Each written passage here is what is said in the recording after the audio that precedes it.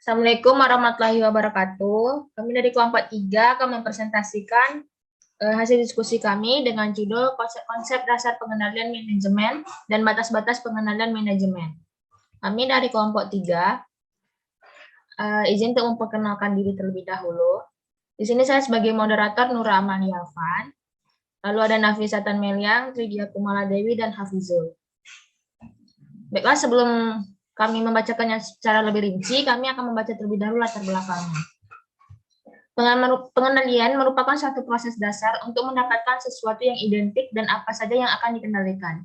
Pengendalian membantu mengidentifikasikan masalah-masalah manajemen. Usaha-usaha untuk mengidentifikasikan masalah-masalah merupakan tantangan bagi para manajer. Seorang manajer akan menyadari suatu masalah apabila terjadi penyimpangan dari sasaran yang ingin dicapai. Salah satu fungsi daripada manajemen adalah pengendalian. Sistem pengendalian manajemen dikategorikan sebagai bagian dari pengetahuan perilaku terapan atau applied behavioral science. Pada dasarnya, sistem ini berisi tuntutan kepada kita mengenai cara menjalankan dan mengendalikan perusahaan atau organisasi yang dianggap baik berdasarkan asumsi-asumsi tertentu. Baiklah, selanjutnya konsep-konsep dasar pengendalian manajemen yang akan dibacakan oleh Nafisa. Kepada Nafisa, silakan. Baik, terima kasih moderator.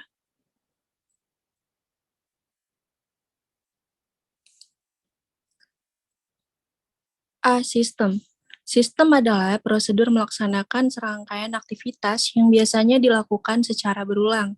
Karakteristik suatu sistem adalah runtut, terpola, terkoordinasi, dan terdiri dari beberapa langkah yang terkoordinasi untuk mencapai tujuan tertentu. B. Pengendalian. Dalam satu sistem pengendalian akan ditemukan 4 elemen proses pengendalian, yaitu detektor atau sensor, asesor atau penilai, efektor atau pelaksana, communication network atau jaringan komunikasi. C. Manajemen. Manajemen adalah pimpinan dari organisasi dan memiliki hierarki tertentu. Hierarki manajemen adalah pembagian manajemen menjadi beberapa lapisan. Semakin kompleks organisasi, maka semakin banyak lapisan manajemen yang dibentuk. Fungsi manajemen secara garis besar adalah perencanaan atau planning, pengarahan atau directing, pengorganisasian atau organizing, penyusunan staff atau staffing, pengendalian atau controlling, dan pengambilan keputusan atau decision making. Next. Konsep dasar yang memberikan kerangka bagi perancangan dan penerapan sistem pengendalian manajemen. 1. Memberikan keyakinan yang mewadai, bukan keyakinan yang mutlak.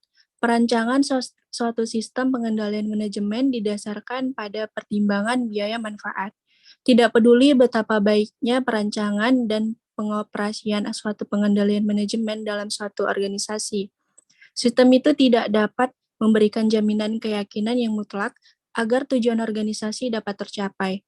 Faktor-faktor dari luar yang mempengaruhi manajemen dapat mempengaruhi kemampuan organisasi dalam mencapai tujuannya. 2. Komponen operasi atau kegiatan yang terpasang secara terus-menerus atau a continuous built-in component of operations. Pengendalian manajemen adalah suatu rangkaian tindakan dan aktivitas yang terjadi pada seluruh kegiatan organisasi dan berjalan secara terus-menerus. Pengendalian manajemen bukanlah suatu sistem terpisah dalam suatu organisasi, melainkan harus dianggap sebagai bagian integral dari setiap sistem yang dipakai manajemen untuk mengatur dan mengarahkan kegiatannya. 3. Pengendalian manajemen dipengaruhi oleh manusia. Sistem pengendalian manajemen dapat berjalan efektif jika dilaksanakan dengan sungguh-sungguh oleh manusia. Tanggung jawab berjalannya sistem pengendalian manajemen sangat tergantung pada manajemen. Manajemen menetapkan tujuan, merancang, dan melaksanakan mekanisme pengendalian, memantau, serta mengevaluasi pengendalian. Selanjutnya akan saya kembalikan kepada moderator. Baiklah, selanjutnya setelah penjelasan rinci tentang sistem pengendalian dan manajemen dan juga konsep dasar memberikan kerangka bagi perancangan dan penerapan sistem pengendalian manajemen, selanjutnya pembahasan tentang batas-batas pengendalian manajemen yang akan dijelaskan oleh Tridia. Kepada Tridia dipersilahkan. Baik, terima kasih moderator. Batas-batasan pengendalian manajemen.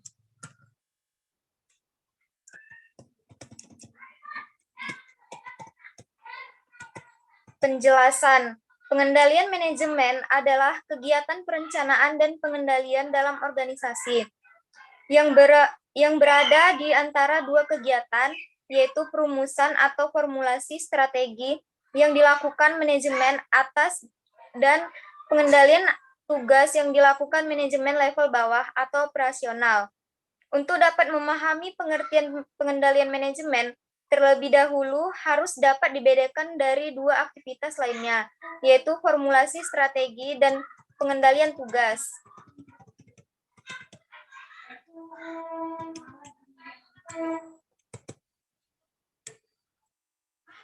Formulasi strategi.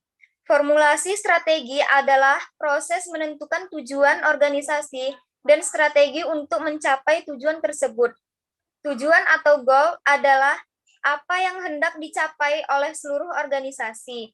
Sedangkan strategi menjelaskan langkah spesifik untuk mencapai tujuan dalam kurun waktu tertentu. Tujuan biasanya untuk jangka panjang dan jarang sekali dirubah. Selanjutnya, saya serahkan kepada moderator.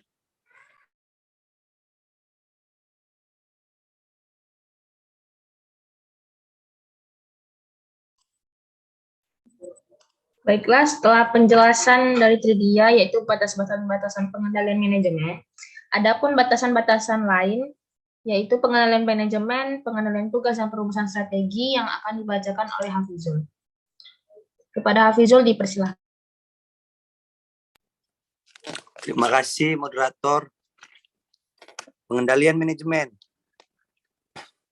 Aspek pengendalian manajemen, yaitu kegiatan pengendalian manajemen, meliputi merencanakan, mengkoordinasikan, mengomunikasikan, mengevaluasi, memutuskan, dan mempengaruhi. Yang kedua itu ada keselarasan tujuan. Yang ketiga ada perangkat penerapan strategi. Yang keempat ada tekanan finansial dan non-finansial. Dan yang kelima itu ada bantuan dalam mengembangkan strategi baru.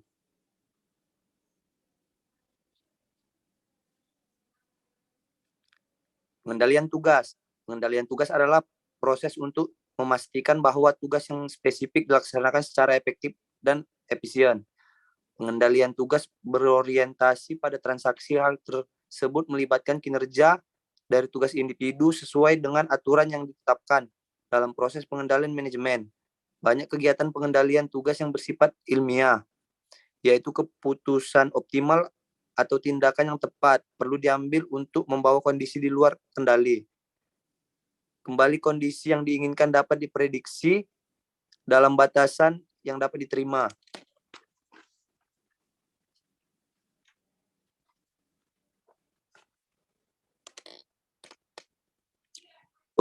Perumusan strategi. Perumusan strategi merupakan proses memutuskan tujuan organisasi dan strategi untuk mencapai tujuan. Tujuan ini tidak memiliki jangka waktu di mana tujuan tersebut akan tetap ada sampai tujuan tersebut diubah.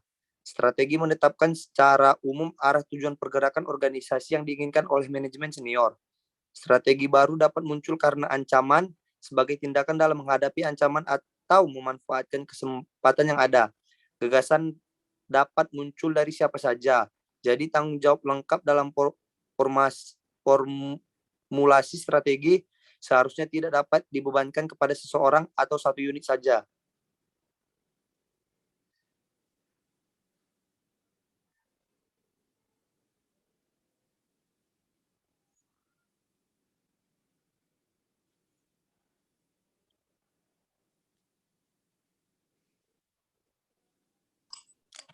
Baiklah, saya kembalikan kepada moderator.